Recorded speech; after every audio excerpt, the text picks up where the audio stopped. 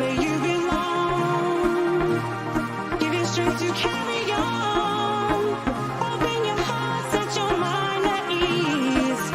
Live your life and you'll be free. We're gonna rise, rise, rise. Keep on rising, rise, rise, rise. Keep on rising,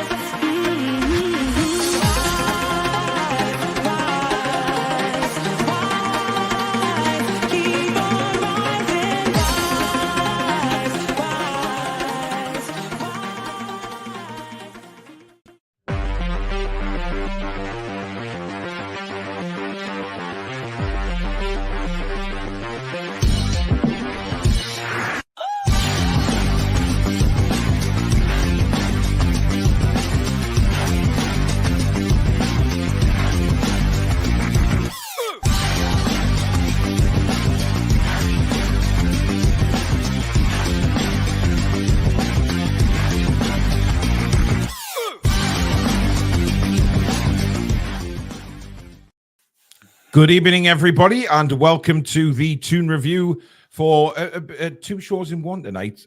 We will be touching on the match last night, of course. Billy and Alex did a fantastic reaction podcast over on Patreon, so that link is in the description if you want to go and be a patron of the Toon Review on there. It also helps, obviously, support the channel as well. They did a fabulous job at reviewing the game. But we will do it in more depth tonight, and then we will move on to the Burnley game, which is coming up on Saturday. Well, hopefully 3 points for the lads come Saturday. Anyway, we do have a super chat off the belt from Mr. Tucky. Anthony, thank you very much, buddy. Good evening, Paul, Billy, and Alex from Tucky. So thank you very much for that. If you do enjoy tonight's show, guys, as usual, give us the like. You do really well, I have to say. You're doing extremely well, guys, on the thumbs up button. So thank you very, very much for that. But we ask the same again. If you just take 2 seconds out to give it the thumbs up, it really does help the channel in the search results. And of course, if you're new and like what you see, please do hit the subscribe button, completely free to do so. And also that notification bell, which will let you know when we schedule these live shows or we upload any videos like the earlier one today. And also, as usual, you can donate to the channel if you do so wish by hitting the $sign at the bottom of the live comments. That will take you through to a payment method. And you also get your comment read out straight away. And you can become a member of the Toon Review if you hit that join button just underneath the three of us. And finally, of course, the Football Content Awards. Voting is very much up and running for that. So please keep going in and voting for us, guys. The link is pinned at the top of the description. And it's pinned at the top of the live chat tonight for the show as well. Just click on it. Go to the page, scroll down to Best Podcast. You'll see a drop-down box for the Premier League. Hit that, and you'll see the Toon Review in there. So please, guys, keep voting for us. You are legends. Now then, let's look back to last night. And it seems, Alex, that Paul Dummett has been compared to Maldini today. Yeah, I mean, it's a spectacular evening for him, to be fair. There were a couple of suspect positioning issues in the first half. However, on the ball, he was very careful, understood his role. He tackled when necessary, and he did a reasonably good job. And that's what we can ask from him. And I think maybe reasonably good job is doing him dirty there, considering the caliber of opposition he was against. Because Alvarez is a filthy striker. He's an incredible elite player. He's obviously just won a World Cup with Argentina. So he deserves plaudits, to be fair. I think both of the centre-halves did very well. Obviously, I haven't seen all of your video from today, but I was aware of it at lunchtime. I had to listen to a bit of it. And yeah, I think both of the centre-halves can hold their heads high. We could just do with a bit more of that from him, though, because it would be, we've got him. He's on another contract. He's here for the rest of the year. So is Lascelles. We could do with them being useful, because we've seen quite a few suspect 11s trying to rotate the squad when we've had injuries. Yeah. And maybe the case is to just trust Dummett and Lascelles where possible. And we're going to need to use the squad. Again, it's a phrase that Eddie Howe uses a lot at the moment. We need to use the squad. So if we can rely on those two, then brilliant. Maybe not consistently, but we'll see. Fingers crossed. Guys, I know there's a lot you've been talking about that tree incident near Hadrian's Wall, the sycamore tree today. Absolutely sickening what they've done to that. It has a very, very special meaning for a lot of people. Very famous landmark, but I don't want to give the arsehole who did it any coverage on here. So let's stick to football, and hopefully he will get his just rewards by the police. So we'll see how that goes. But it's dreadful, but let's stick to football and not give him any airtime. Joe says City fans going on how they played a weakened team against us. We didn't start our best side either, so it's salty jokes. Listen, I mean, Manchester City did have a lot of players missing last night, but they also had a lot of first teamers playing, Billy. And, you know, they played like their first team in the first half. I think we paid them too much respect in the first half. We were clumsy with our passing as well. We gave the ball away a few times, very easy. But second half, they were shell-shocked, weren't they, by our approach to the second 45. Well, I'm not usually a fan of cliches, but I think one fits this game perfectly. Probably Bill Shankly invented it because he was the man of the cliche. Yeah. It was a game of two halves, literally. It certainly was, yeah. The first half, we were very passive. We allowed them to attack us. Didn't do a lot in an attacking sense ourselves. Mm-hmm. Half-time came. Eddie Howe made a couple of changes. And the second half was the exact opposite. For the first 20 minutes, we won at them hammer and tongue, got the goal we deserved, and made it easy for us from then on. I thought, second half alone, we deserved the win, and the goal stats XG kind of proved that. But yeah, by no means did we put a full strength side out. Our whole back four was made up of second string players, and in some cases maybe third string players. Youngsters in the middle of the park, and our forward line was completely different to the one it was on Sunday. So yeah, for Man City to say that they played a weakened side, well, look at our side; it's far weaker than yours. Yeah. I mean, I've seen a couple of Man City channels today, and they were quite complimentary in what I saw about Newcastle, saying that Man City didn't know how to handle us in the first 20 minutes of the second half, and we deserved the victory in the end. They missed. They did quote a few times that they had a lot of possession in the first half, but at the end of the day, they had one shot on target in the first half, despite all the possession, all the domination that they had. But Alex, it was clear that Eddie Howe wasn't happy because, it's very unlike Eddie to make changes at half-time, as we know. But he brought on Bruno and Anthony Gordon, and we just went straight from the off. We went at them. Yeah, I mean, I know every fan of every club in the world will say, look, we can beat anybody on our day. However, I think that is more appropriate for our club than most, because we know the press, especially exactly what your question was, in that first bit of that second half. We've seen the team. We watch every game. We know the team inside out. We know that when we play like that, we absolutely suffocate the opposition. They do not have a minute's peace. We celebrate anything. The referee does a spin. We celebrate it. The players, the lads are unstoppable when they're in that mindset. And it is, again, we talk about this all the time. We talked about a lack of mindset against Liverpool. And I feel like we showed, we showed it in abundance against Man City. And the mindset's the reason why we won. Because that second half, they came out and they went, we're going to beat you. Don't care who you are. We're going to beat you. We're just going to absolutely run riot. And they did. They didn't care. They just ran at everybody, closed every space down, closed every player with the ball down, and it was just non-stop running. And then they were very, very mature and solid towards the latter period of the game in their shape, in their decision-making. And it was a very, very mature performance in that second half. And I do feel like there are teams going to be watching this, Man United, PSG, Borussia Dortmund, thinking, oh my God, I hope that version of them doesn't turn up because we're going to get absolutely pasted. Because I don't think any of those three teams, if Manchester City can't handle it, the other three can't handle it. It's just a fact. We've just got to make sure we can channel this a little bit more consistently.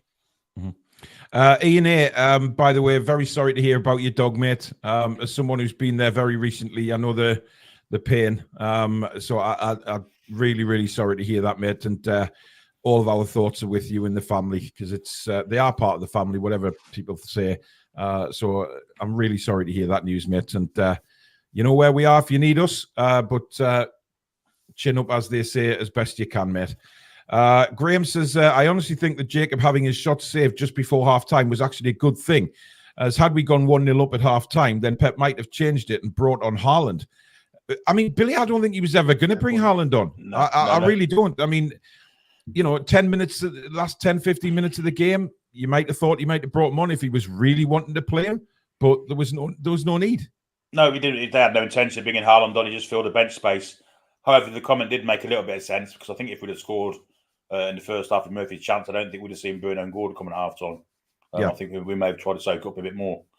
So in some senses, he's right, but not with the Haaland one because he was never playing last night. Yeah.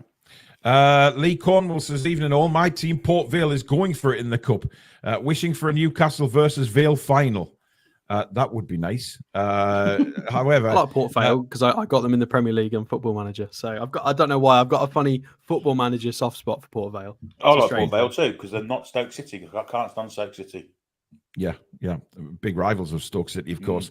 I mean, look, Livramento, I mean, what a star he looks. I mean, to know that we've got a right back of his quality for years to come when Kieran does eventually step down is fantastic, Billy, isn't it? It really is, because he was awesome last night. I think it was once, didn't he? Doku got past him, but apart from that, I mean, Grealish is still in his back pocket. I mean, the bit of skill that Doku did to get past him was immense. He would have gone past anyone in the world. Yeah. But the key thing for me is now, if Eddie Howe ever feels like resting Kieran Trippier, he's got no withers because he's got a fantastic replacement waiting on the bench to do it. Outstanding performance from the lads. First start, it was a ridiculous debut. It really was one of the best I've seen in the Newcastle shirt. He was absolutely phenomenal. Absolutely phenomenal. Yeah. Alex, there's been a few comments that people have thought that Lewis Hall was out of his depth or looked like he was out of his depth. I don't agree with that. I thought he did okay in the first half. But it's like you said, he's never played yet for Newcastle United. It was his first opportunity. And I thought he did all right, as did Lewis Miley. But this is what you were talking about the kids. Yeah, I mean, I feel like certain sections and certain people within the fan base need to make their mind up. They were screaming for Hall to play for 3 weeks. And now he's been given, we were told players needed to get up to standard. They needed to understand the way we play. They needed to train with us, to get familiar with everything, to get up to the right match fitness for the way we play. He's played 45 minutes, and then those same people are criticizing. It's like, come on, it takes time.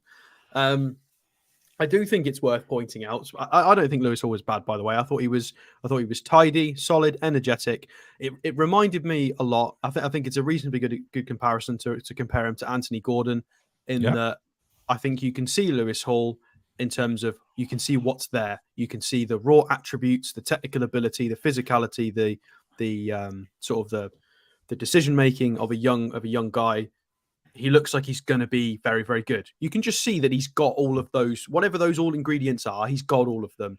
And I think with lots of minutes in this sort of setup, he'll be really good for us. In the same way Gordon is in an attacking sense, I think Hall's going to be exactly the same. It's no different. You've got to remember Livramento's far further on in his journey. Livramento got a full season for Southampton. He's a little bit older.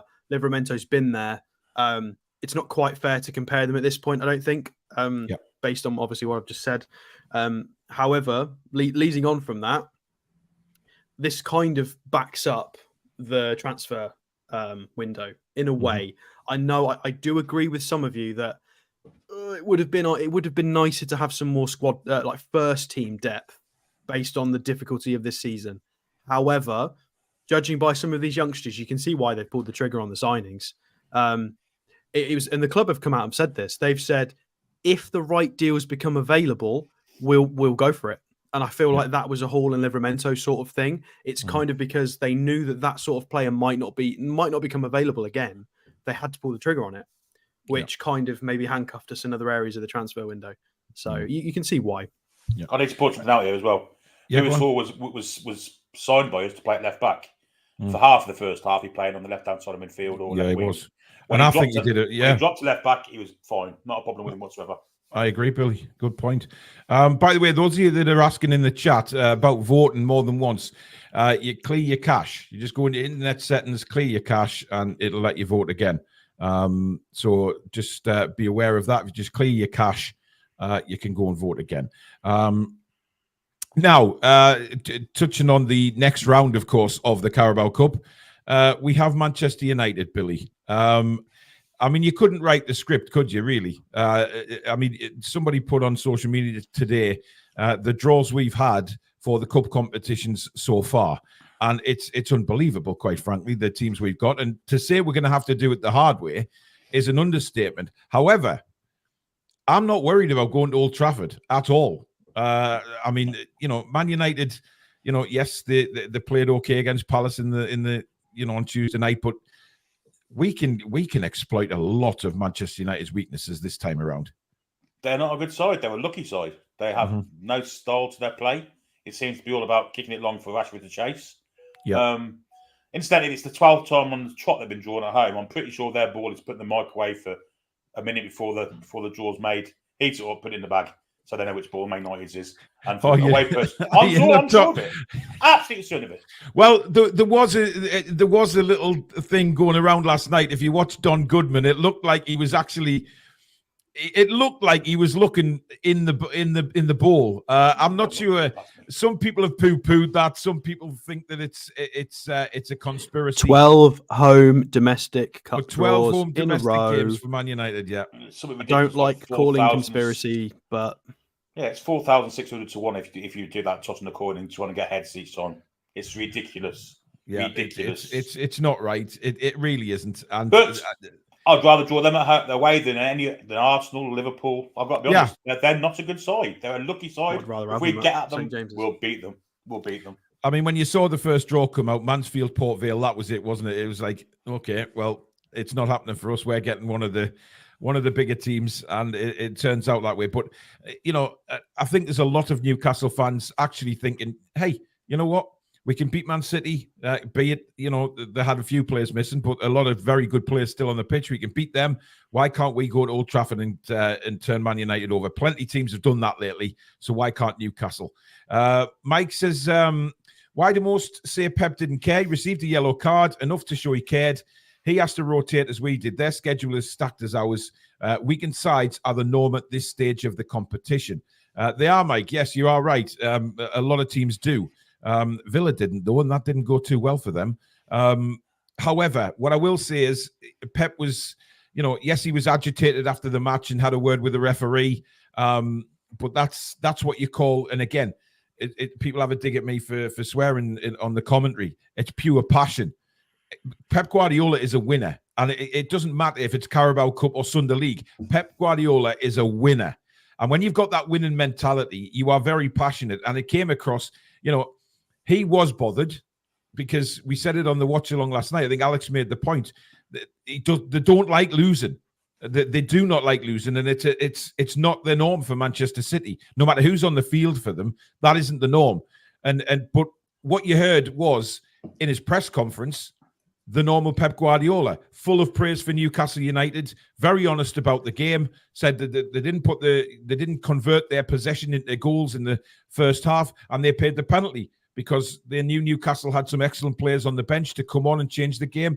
And that's exactly what happened, Alex. So you've got to give Pep, a bit of credit. I don't know. He couldn't hide his true feelings in the moment, which I think is a true reflection of his opinion, which was... Yeah, but anyone's going to show that in the moment, though, aren't they? Everybody does things in the moment. You see, Eddie Howe kind of doesn't. Not as much. He's one of the few, though, Alex, to be fair. There's not many managers like Eddie Howe. That's why I think Howe deserves so much respect, and I feel like that's why a lot of managers are starting to wake up to how good Howe is, because he just doesn't get rattled at all by these kinds of things.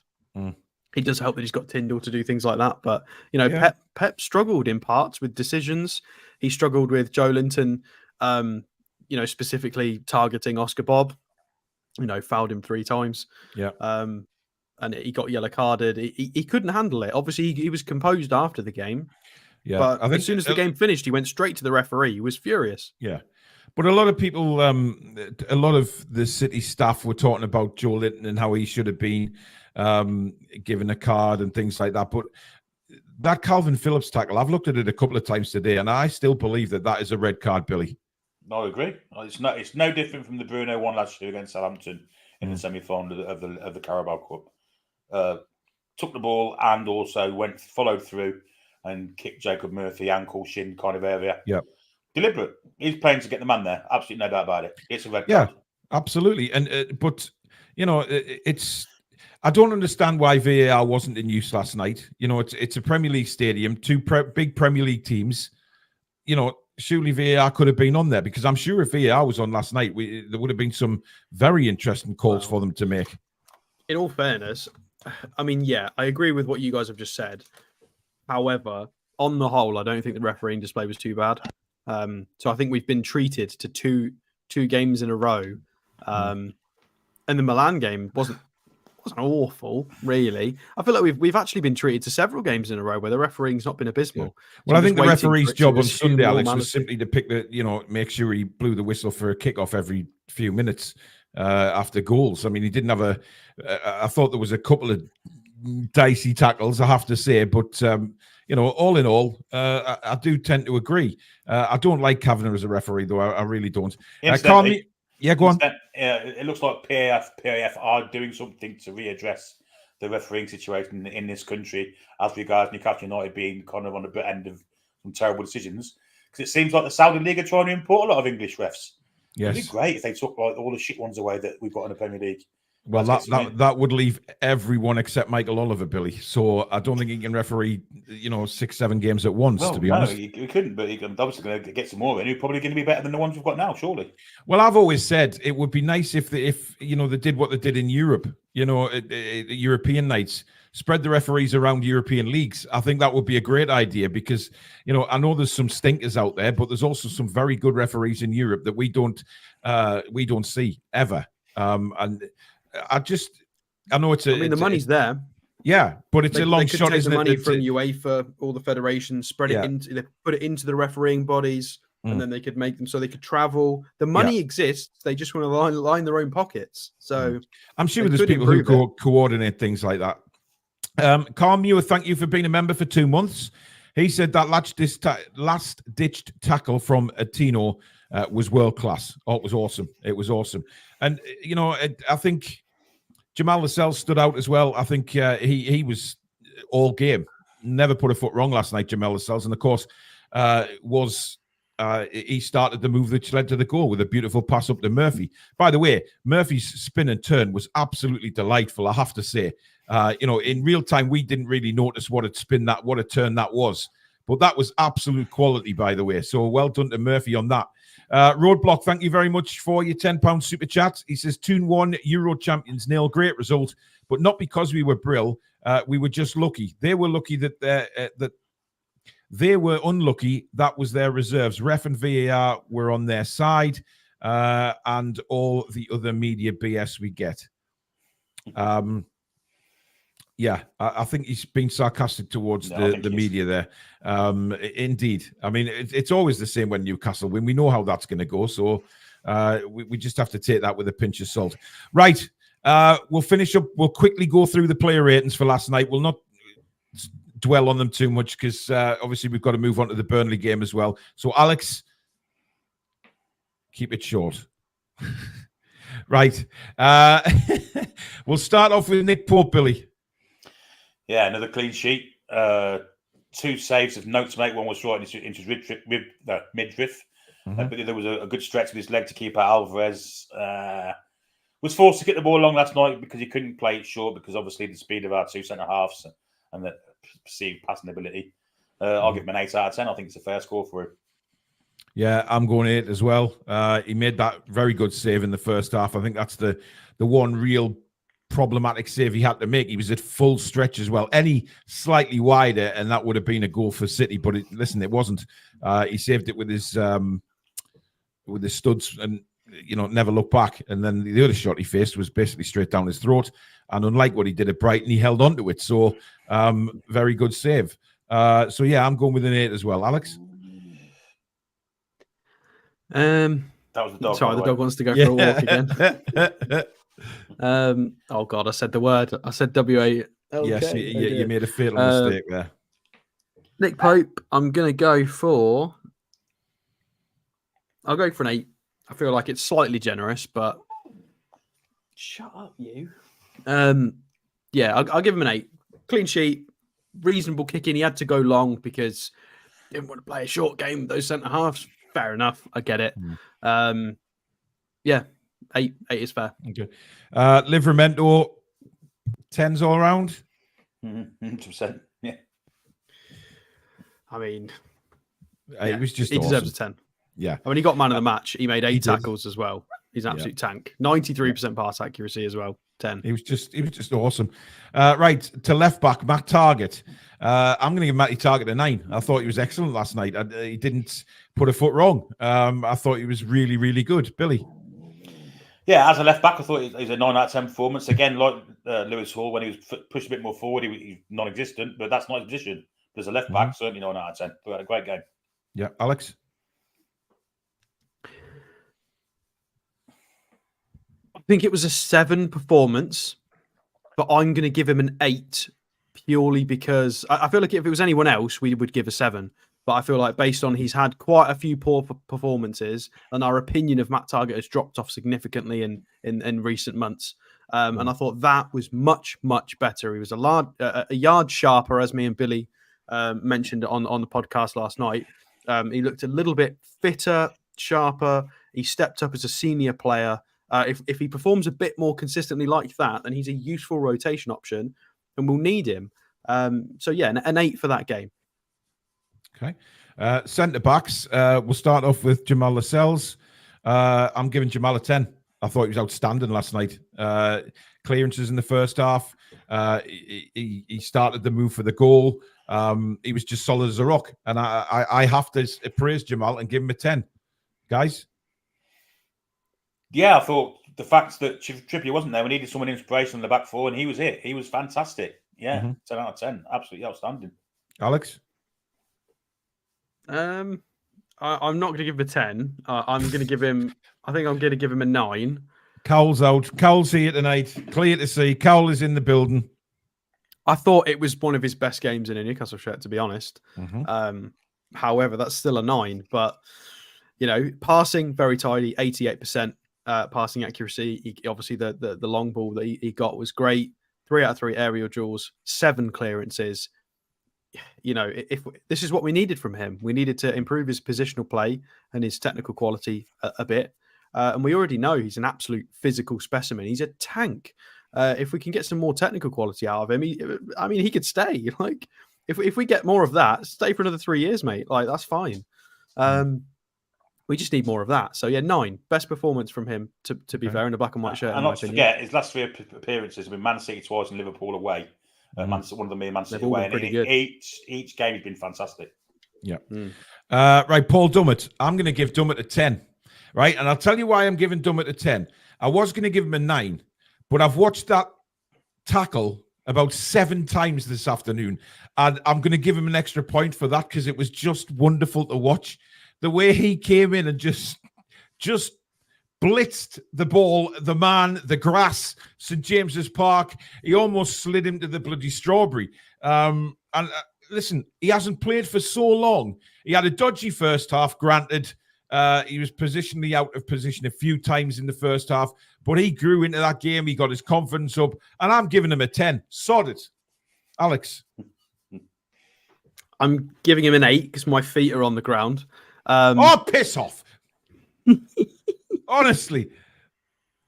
You can't, but I agree get with most of blamed what for you being said. too negative, and then I'm starting to give good scores, and I'm now got my feet off the ground. Bloody bull crap. Keep it short.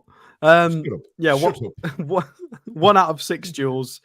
Positioning was a little bit poor in the first half.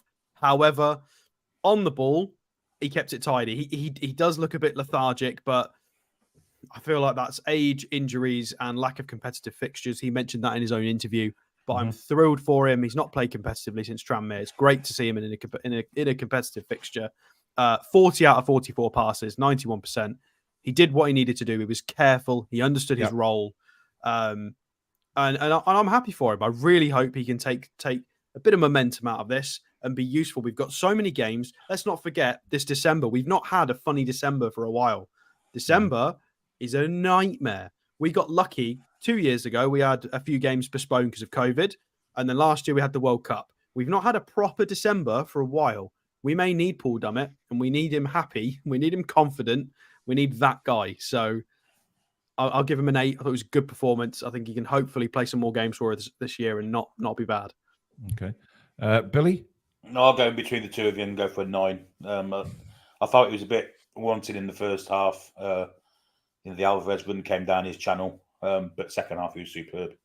Really enjoyed his performance. Actually, it was a roll back in the years, wasn't it? It was great second half. It really was. Steck says, thanks for all you do, gentlemen. Thank you very much. By the way, talking about Nick Pope, I was on the Turfcast podcast today, recorded it with Joe this afternoon, and he asked me about Nick Pope, and I said, superb, but there's one thing that lets him down, and he sort of smiled and says, I know exactly what you're going to say.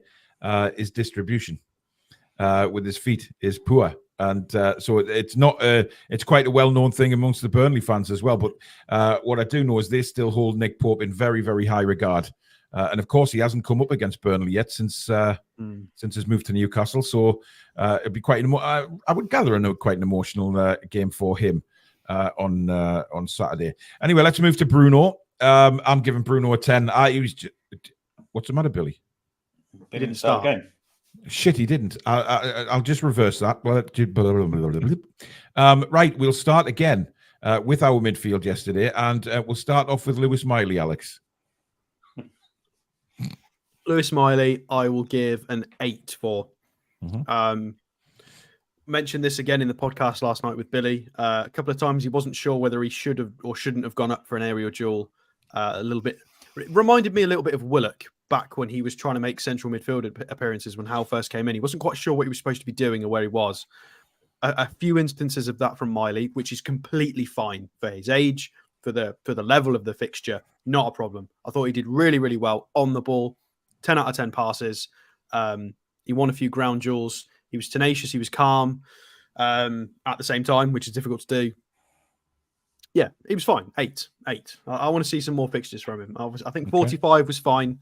Didn't see any problems. We'll give him another run out soon, hopefully. Coolio. We've got Yvonne. Good evening. Quite new, I think, Yvonne. Paul, Alex, and Billy, you have me hooked. Absolutely love your commentary and your love of the Toon. You're the best podcasters ever. Well, thank you very much, Yvonne. That's really nice of you to say so. John's Kitchen says Pep was chatting up Bruno as soon as the game finished. Is that normal? A football manager having a chat with a football player. We should have sent Tyndall to just go and just block. People make too much of it, though. People make too much of that.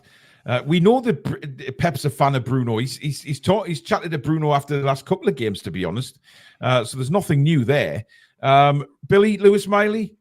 Yeah, I agree with Alex. I thought he was very comfortable on the ball, although we didn't have much of the ball, which is obviously is his best attribute, is his calmness on the ball and his passing ability. Because we didn't have a lot of it, we didn't see much of him. But while he did have it, I thought it was good. So I'll give him a 7. I was really pleased with what he did for the little while he was on. But again, we didn't have the ball, so hard to mark him really. But I'll give him a 7. Yeah. I'm giving him a 7 as well. I think he was steady way. Like you say, we didn't get to see him on the ball enough because of Man City's possession, and then of course he was taken off at half time.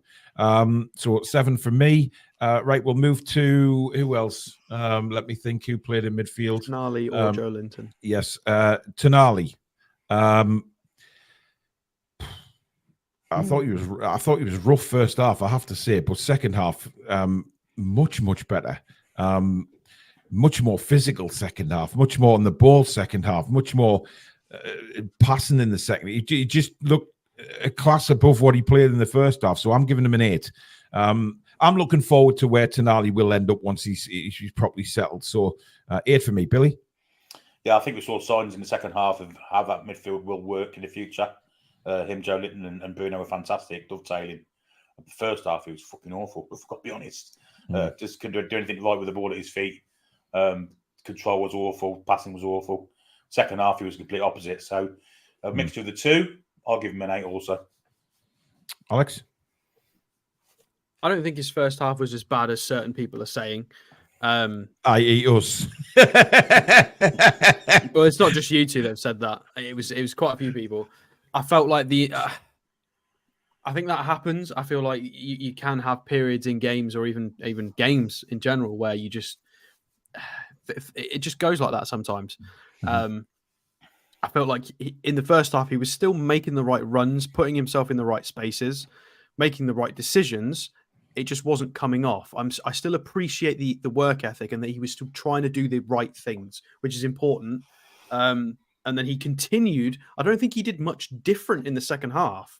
It just worked more because he calmed down a bit and got a bit more confidence. I don't think he changed his game really. I think it was He played a different position as well, didn't he? He played further up the pitch second half. Yeah, a little bit further. There's up a lot of as well 7 and because 8s Bruno came on. coming in for him actually in the chat. So I thought, yeah. See, Tom's just put first half was okay, second half he stepped up. I agree with that. I don't think it was bad and good. I think it was okay and good. I still appreciate everything he did in that first half. I think he was trying to make. Absolutely, nobody's having to go. Nobody's having to go to his effort. I just think he gave the ball away cheaply a couple of times. That's all, which he didn't do. I think in the second half. that link up play, in that sort of 20-minute spell when Isak was still on in that second half, Tonali was involved in all of it with Joe Linton, with Bruno, technical little flicks. They could not get near us, and it was funny because it's the European champions. They are elite. Funny. It was it's just it's incredible that we can be that good. It's frightening. This is us with a dysfunctional system at the moment that we've not really managed to get to work yet. I feel like that is a really good insight in what we can be if we get it to work. That's frightening. That was really, really good. No reason why we can't get it to work. By the way. Yeah, thank you. Big Joe, undoubtedly for me, a 10. I thought he was outstanding from the kickoff yesterday. He looked hungry. He looked very, very fit again. Like that injury has now been solved and gone. And of course, he created the goal. What I liked about that goal was he didn't panic. He held onto the ball. He didn't sort of try and fluff a shot or anything. And then he pulled it back brilliantly. So I just thought Joe Linton was all over the place yesterday. 10. Billy? Yeah, Bax was very, very best, wasn't he? Yeah. Kovacic, who kind of dominated the game at the Etihad, was completely ineffective last night, and that was down to Joe. He was fantastic. He physically made the goal with a fantastic run.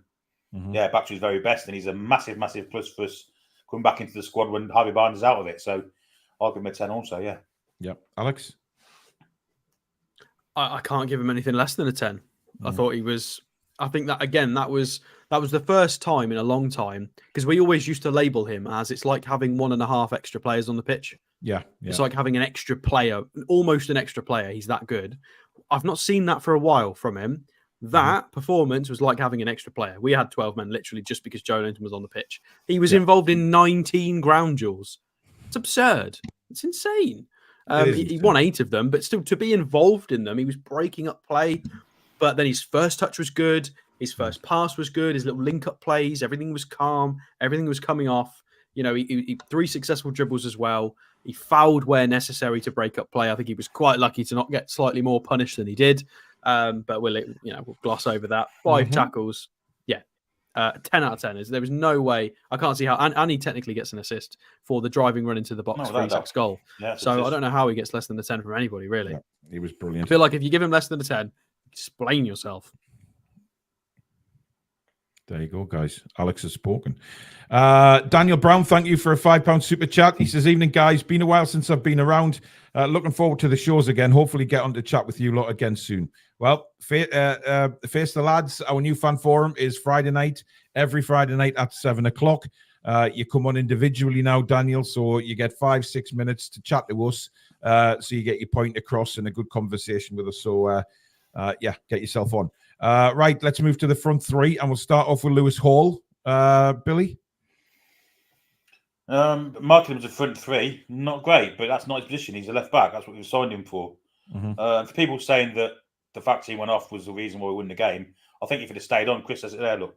If it had stayed on at left back and we took Tiger off, I think we'd have had the same result. I thought he was really good at left back. Yeah, I'm going to give him a 7. A promising start at left back. But I don't really feel you can mark him as a forward player because that's not what he is. Okay. Alex?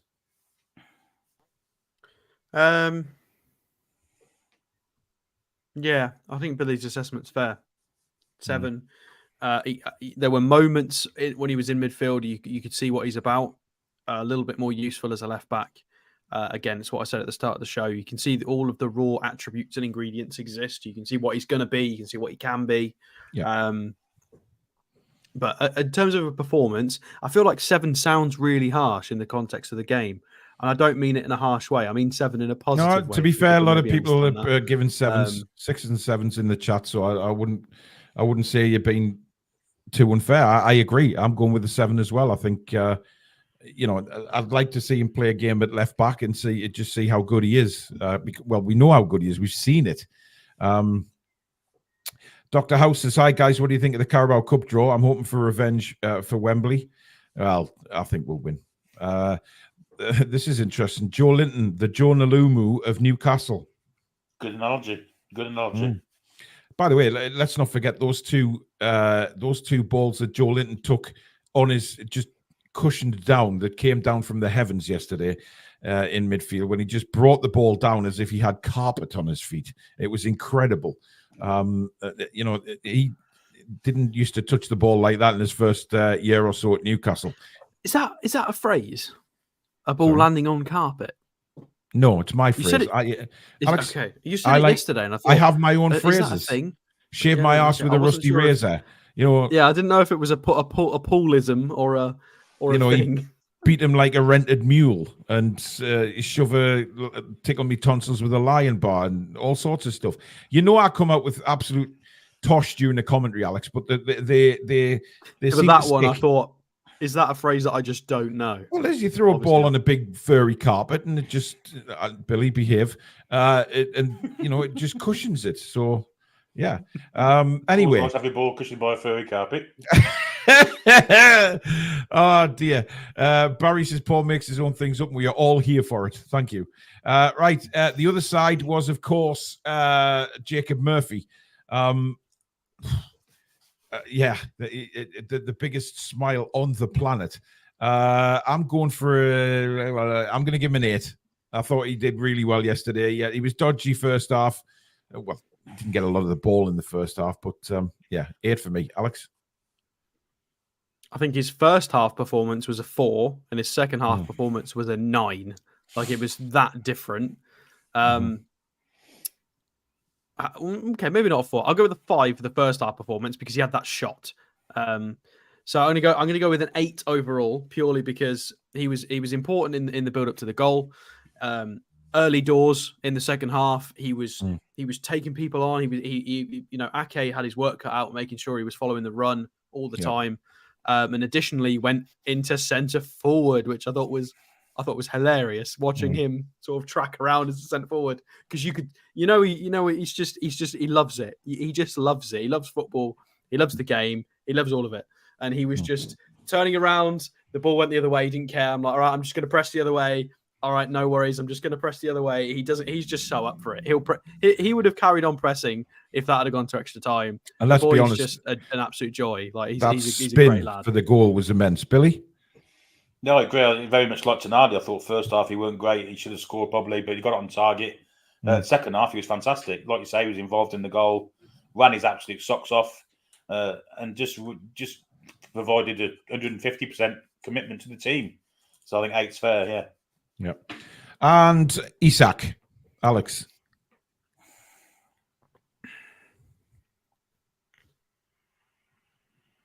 9. Okay. I'm give him a 9. However, I really want to give him a 10, but I don't like how quickly he gets tired. It irritates me. I don't know what's going on. And I understand he was taken off as a precautionary measure, but he did look absolutely gone as well. And this has happened a few times. That's why I can't give him a 10. It is concerning a little bit because we need, especially when we've seen Wilson give 100 minutes this season. And I feel like Isak's 24 now. I think he's just had his birthday. I want a little there could be reasons for that, Alex, that we don't know about. He may have had an illness. We know that there's an illness going around. I mean, this does happen from Eddie Howe every so often. He'll come out in a press conference and he will surprise us and say, so-and-so player hasn't trained for so-and-so days. And then we're all like, oh my God, that explains everything. And it does happen sometimes. But I'm going to give him a 9. The goal plus the pressing in that opening 15 minutes of the second half was elite. Absolutely elite. They couldn't do anything about it. We overrun them. It was amazing. Billy? Yeah, I think the first half you've had a lot of running forlornly. You know, little hope of getting the ball. Got it a couple of times, did some good things with it. Second half, like you say, those 15 minutes was phenomenal. Press was really on point. I think he emptied his tank, and I think Alex is right. Actually, I think he does have a little bit of a fitness issue, stamina issue. But I'm going to give him a 9 also. Thought it was great. Yeah, 9 for me as well for exactly the same reasons. But I can bet you bottom dollar a few weeks' time, Eddie will say when Isak bangs in a hat-trick, he's back to full fitness after he's suffering a little knock or an injury or sickness or whatever it may be. Right, let's move on to the 2 substitutes that came on at half-time. 10s all round for both of them. Definitely for me. Bruno, of course, he's back to his real best, isn't he? I mean, we can't give any of them less than a 10. The two of them. Anthony Gordon, Christ, he's just a menace. You'd hate to defend against him if he was even an elite right back. Yeah, unbelievable. I mean, that tackle he made, guys, when he ran the whole width of the pitch to make that tackle, he got a standing ovation as well. If you look at the crowd in the background, they're all on their feet applauding that tackle. Even Pep applauded him. Pep got up and clapped. It was for incredible. The effort he puts in, and you know what, people have questioned his attitude. I just think he needs. Basically, he's come in and he's working with Eddie Howe. Eddie Howe won't let him have an attitude at Newcastle United, and I think that's shown. He's nurturing that aggression, is Eddie, into his gameplay, and you can see it. He's aggressive, but he's aggressive in a good way. Sometimes he'll get booked, yes, but we don't want to take that out of him, Billy. We don't, absolutely not. But I think we do need to give him a rest. And even last night, we had to bring him on at half-time to help us win the game. He's getting no rest at all because in 45 minutes... But he looks fit as a fiddle, doesn't he? He put 90 minutes effort in, didn't he? It was unbelievable. But I think he does need a rest at some point, surely. Yeah. Maxi who? Anyway, who else came on? It was Anderson, wasn't it? The other substitution. Sharon Anderson. Well, Cher came on very late in the game. Anderson came on 20 minutes ago, did he? 15 minutes? I'm pretty sure it was around then. But Anderson did all right for me again. I don't think there was enough time really to rate them. No, Eddie Howe. I mean, I'm giving Eddie Howe a 10. I don't know how we can't because, we've criticised him in the past for not changing it early enough. Yeah. And he identified the problem straight away.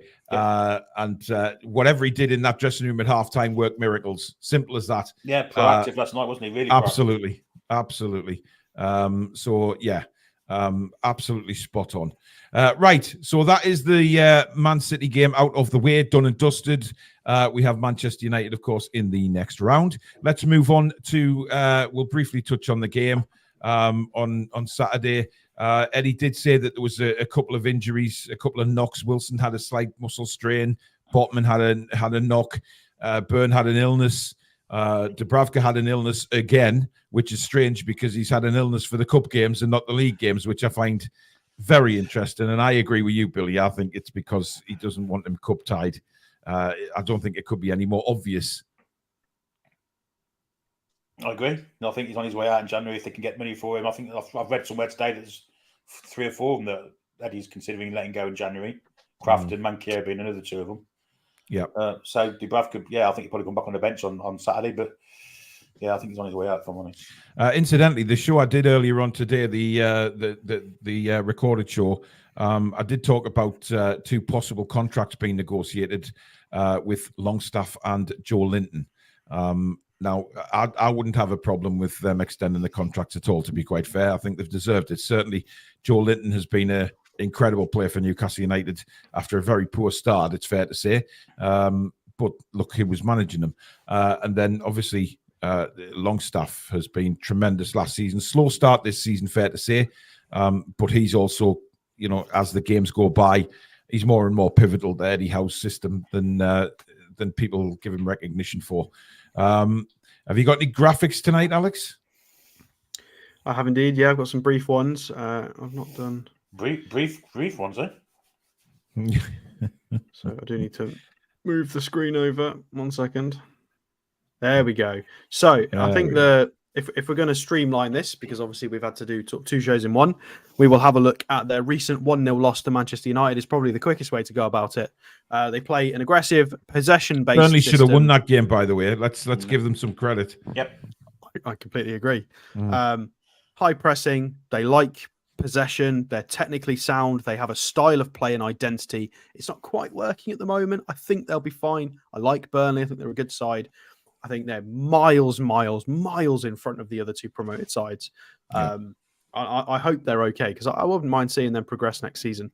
So 4-2-3-1, Brownhill, Cullen in midfield with it's another Aaron Ramsey, obviously a different one in there behind the striker role. So let's scroll down and have a look. Obviously at Trafford, by the way, from City. Scroll down and have a look at the game statistics, which I feel like is an important reference point here. 62% possession against Manchester United for newly promoted side. They're a good team, structured well. They have an identity. They keep the ball properly. Reminds me a little bit of Swansea when they first come up with Brendan Rodgers. Yeah, they I were like, we remember don't that, care. We're in the Premier League. This is how we play football. Obviously, slightly different influences and styles. However, possession-based system. They out XG'd Man United. They had more shots. They had way more passes. I think more everything here. That I think they were quite unfortunate to lose that game. They lost from quite an impressive goal from the Rat, and it's just one of those things. I think they are. We need to respect them a lot more than Sheffield United. I think Sheffield United, I predicted, was always going to be. I throw the mic around. Was always going to be a walk in the park. However, Burnley going to be a little bit more difficult. They are a more technically gifted side. Well, I say gifted. They have to work for it. So we have got, what am I looking for here? This was the same game. We've got average player positions as well of the Burnley team. So you can see here, they've kind of got 2 at the back, 4 across the middle, and then they're packing 4 high right. I don't know if they're going to sort of apply the same logic to us, whether this was specific to Man United. I've not had enough time to fully go into it because obviously we're playing so many bloody games. But they do seem like a very well put together, balanced side with a really good structure. I think it'll be a good test. So we've got to make sure we're at the races technically. We can't have any of these sloppy passes and moments in possession. We've got to make it count.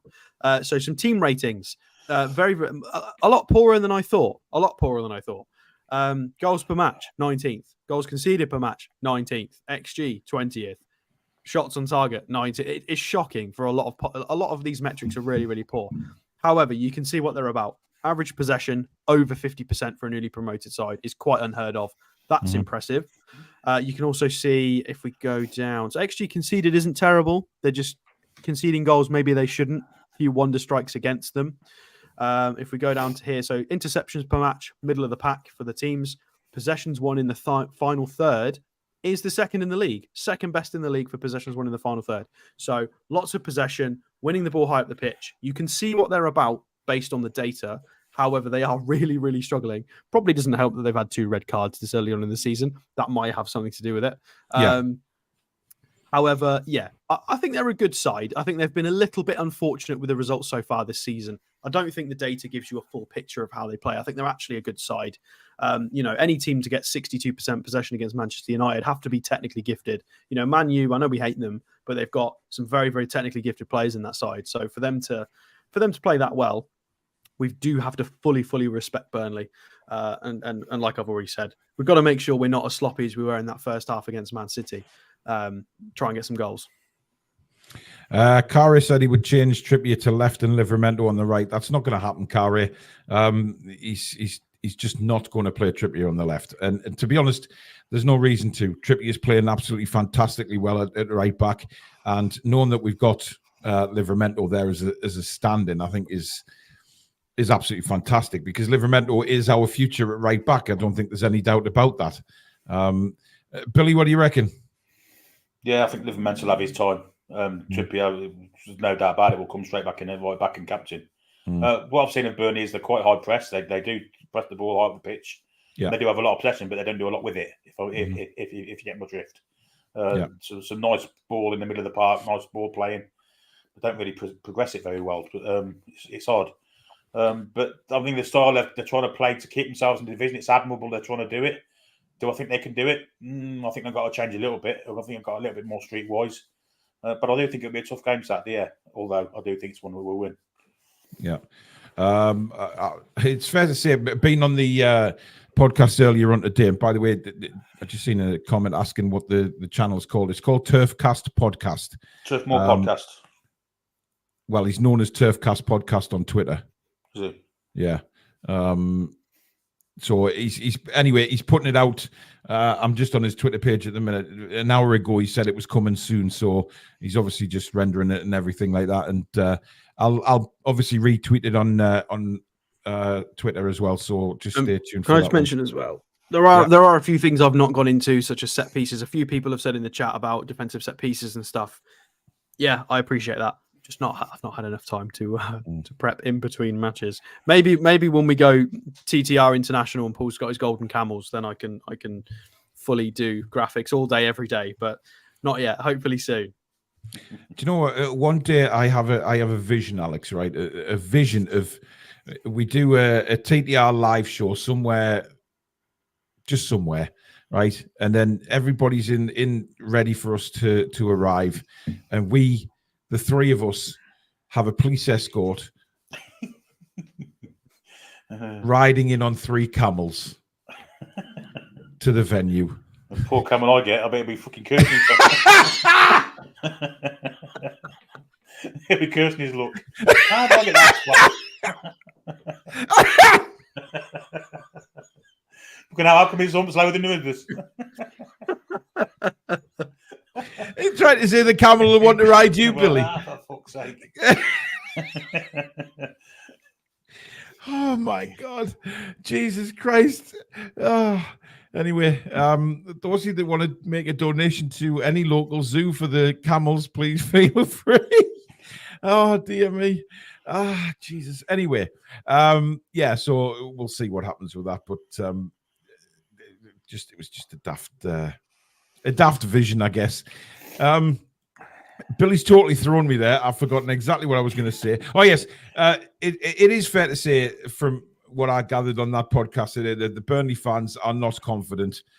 They think they're going to get absolutely hammered. Well, I should hope so. Yeah. But look, he did mention that they've had a very difficult start to the season with the teams they've played. I agree. I think they're a much better team than their results. They haven't played anyone who is going to be their competition this season. You know, the sort of lower league teams in the Premier League, their little league that they've got down there, they haven't played anybody there yet. So I think Burnley under Vincent Kompany, who I really do admire, I think he will get. I think they can stay up. They just need to beat the Evertons and the Wolves and the Lutons. They need to win those kinds of games. Well, they've got Luton coming up at Turf Moor very soon, I believe. Really unfortunate against Manchester United. Really unfortunate. Really played well. Yeah. When do we play Luton at home? I don't know. But I think can't wait. It needs to be next week. Honestly, it really does. Yeah.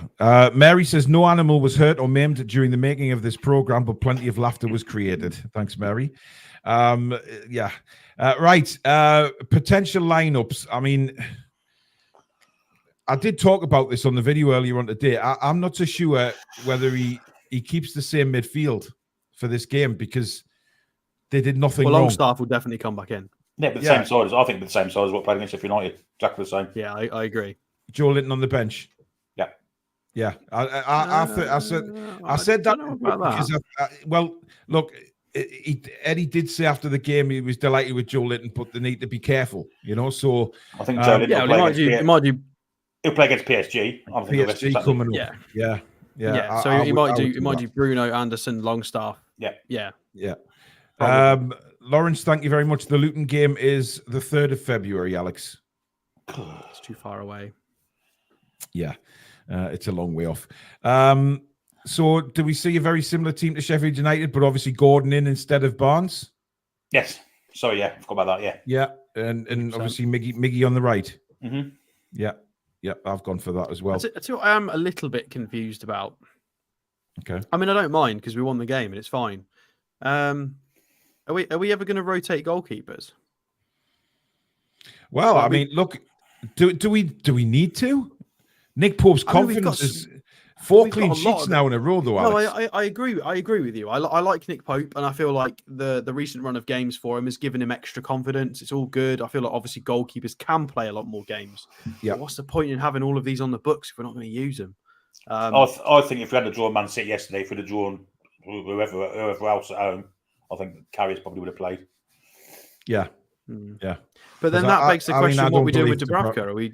Well, I agree with Billy. I think they're going to try and sell him in January. Why didn't we try and sell him in the summer?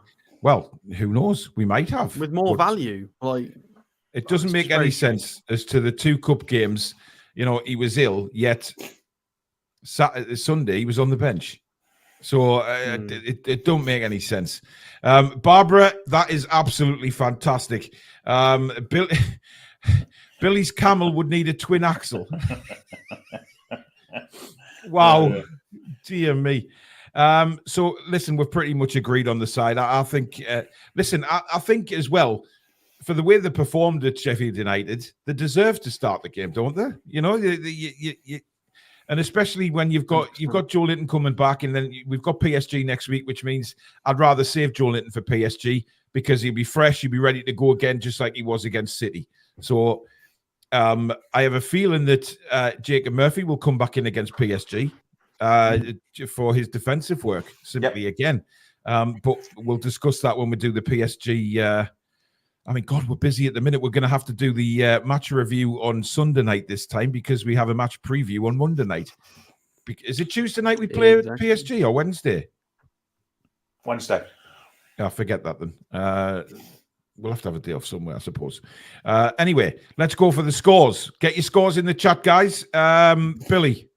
No, I think all that being said about Burnley being a nice side to watch and a good side, I think we'll beat them quite convincingly. I'm going to go conservatively 3-0. And I think Wilson might get one. You, Billy, conservatively? It is very much like I've never been associated with that word before in my life, but I think Wilson will score 1. I think Bruno may add to his goal from last week also, and I think Anthony Gordon's just in stop all the minutes, so them 3. Yeah. Barry the B's gone 2-0. Toon Big Ass Bloke says 4-1. Mighty Mag 5-0. Milo 4-1. Baz down under 3-0. Vincent 3-0. Or 3-1. Chip is going 9-0. I think that's optimistic. Toon Dave 8-0 again. Lol. Kieran Curtis is 5-0. Dan Burnt to score first. I Like Coffee says 2-0. Niall 3-0. Predator 4-0. Mark's going 8-0 as well. Cushy 4-0. Rabbit None says 10-0. I think that's optimistic. Remember, let's not get too carried away here because we are guilty of that from time to time on this channel, where we've been a little bit positive, and then by the time we've done the match review, we've been a little bit upset. No, Barbara, we're at home. You should know that, Barbara. Come on. But then again, I know you've had a difficult time lately, so I'll let you off on that one. Predator says the Turfcast podcast has just been uploaded, so there you go. Go and watch that after the show. Right, Alex, what are you going for? By the way, Alanson Maximan's gone for 10-0. Well, of course he has. Well, he's not playing, so we would score 10 if he was playing, obviously. But well, no, it would probably be 2-0, and he would have missed about 6 chances. 3-0. I think we'll keep a clean sheet. I'll be disappointed if we don't keep a clean sheet again in this sort of instance. Same lineup as Sheffield United, but with Gordon, goal scorers. I think Wilson comes back in. I know people are reporting that he was a little bit injured, tiny bit, which is why I wasn't on the bench. I still think he'll start. I see why I wouldn't. I'm going to go with Wilson with 2. I think he might get another cheeky penalty or something interesting. And I'm going to go with Miggy with 1 as well. I just feel like I feel like Mickey might get 1. Yeah, I'm pleased you didn't say Botman. Lee said, could you do a show on the 10th of October, Port Vale against Newcastle under-21s in the EFL Trophy, please, guys? Kind of busy for games at the minute. Yeah, we got a lot of games. We might. You never know. We do want to do other games on here as well. No, it wasn't a silly question, Barbara. I understand. You've had a very, very difficult time, so don't worry. We'll keep you right, though. We'll keep you right. I'm going 4-0. Bugger the lot of yous. I'm going 4-0. I think, I just think if we perform to our potential, which we have done lately, I think we'll blow them out the water. I don't want to see a tight 1-0 game where we've just not really put it all out there, because I think if we go for the throat, we will beat them easily. And that's no disrespect to Burnley. We have better players. Christ, I thought you were getting topless again there, Billy. I think we've got better players. So 4-0 for me. But that's it for tonight, guys. Thank you. We've had we've still got over 1,000 watching. Thank you so much for your support again tonight. Please do click the link for the Football Content Awards. It is so big for us this year. The three of us will be there. So, we will in person. Alex probably not there in spirit, judging to his serious drinking problem. But me and Billy will keep him right. I'm sure of it. So please keep the votes coming in. Clear your cash. Vote again. Just keep voting for the Toon Review. Click the link. Scroll down to Best Podcast, and where it says Premier League, there's a drop-down box there, and you'll find the Toon Review in there. Please go and vote for us there. Please like the show if you have enjoyed it tonight. Very important again for the channel. And of course, if you're new, please do subscribe. It is free to do so. Come and join this wonderful community here on the Toon Review YouTube channel. Very, very friendly family bunch in the chat every single live show. So please come and join us, and also hit the bell, which will let you know when we go schedule a live show or we upload any videos, such as the one earlier on today. We will be back tomorrow, of course, with Face the Lads. It's your chance to come live on air with us. You don't have to be on camera. You can just use your microphone, have a chat about Newcastle United for 5 or 6 minutes individually, get your point across. And we hope to see Mr. Reactions simply because we need a motivational speaker for the weekend. So the link will go up around 10 minutes before the show starts. Get in there, and I just basically put everybody on in order so you can still watch the show backstage and things like that. Thank you to the mods tonight. Thank you to Billy and Alex. And we will see you tomorrow. I will do a press conference video as well covering Eddie Howe's points. But until 7 o'clock tomorrow night, enjoy the rest of the evening, folks. We are out of here. Good night. How are the lads and lasses? Come back and check out some green.